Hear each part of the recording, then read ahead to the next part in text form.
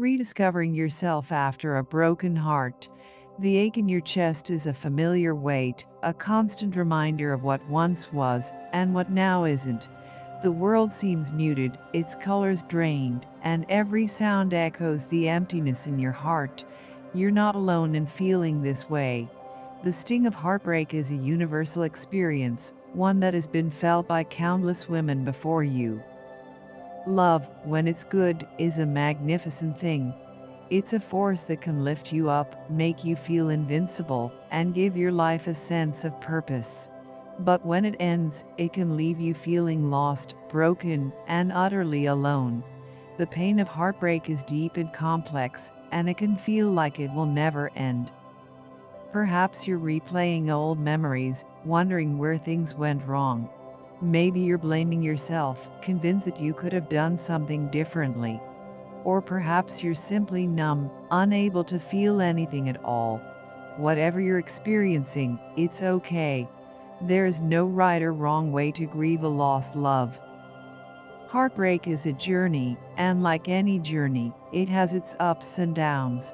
There will be days when you feel strong and capable, and there will be days when you feel like you can barely get out of bed. And that's okay. It's part of the healing process. Let me tell you a story about my best friend Amelia.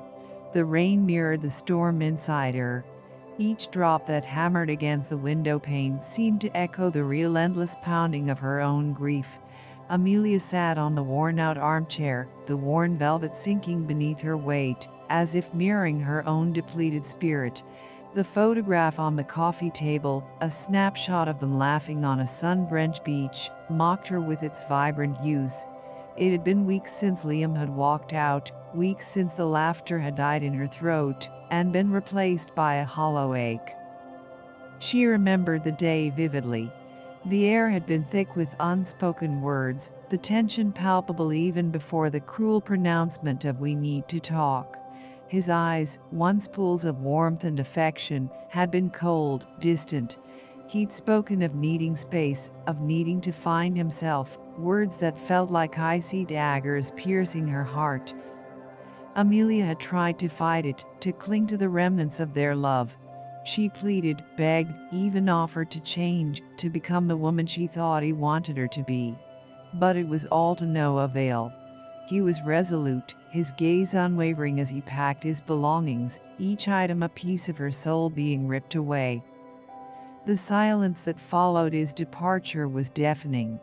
Every corner of their shared apartment whispered of him: his favorite armchair, the scent of his cologne lingering in the air, the half-finished book lying open on the nightstand. Each memory, a fresh wound, a constant reminder of the love they had lost. Sleep eluded her.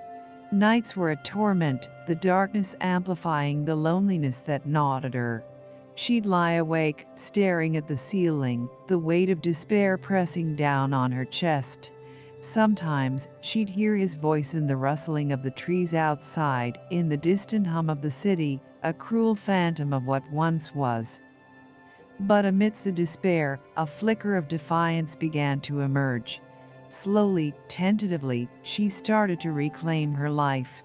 She rediscovered the joy of long walks in the park, the solace of losing herself in a good book, the laughter shared with her friends.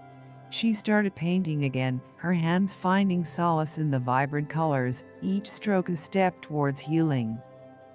There were days, of course, when the grief threatened to consume her.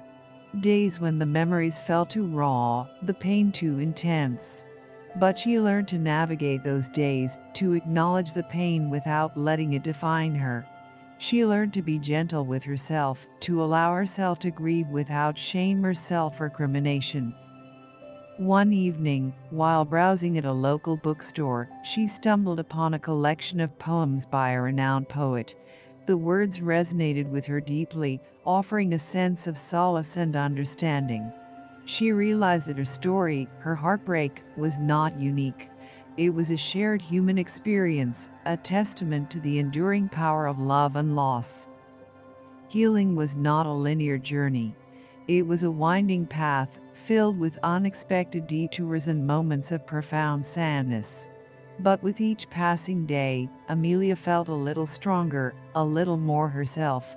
She began to see glimmers of hope in the distance, a future where the pain of heartbreak would no longer define her. She knew that she would carry the scars of this experience forever, but she also knew that she would emerge from this ordeal a stronger, more resilient woman. Now let's get back to you. One of the most important things you can do for yourself right now is to be gentle with yourself.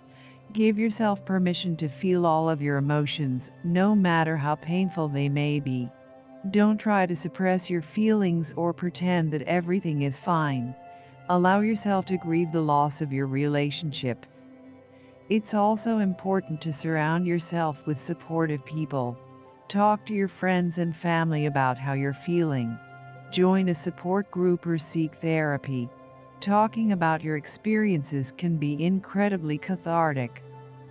While it may seem counterintuitive, taking care of your physical health is also crucial. Make sure you're eating well, getting enough sleep, and exercising regularly. Physical activity can help to reduce stress and improve your mood. As you begin to heal, you may find that you're starting to think about the future. It's okay to be hopeful, but it's also important to be realistic. Healing takes time, and there is no magic formula for getting over a broken heart. Remember, you are not alone. Millions of women have gone through what you're going through right now and have come out the other side stronger and more resilient. With time and self-care, you will too.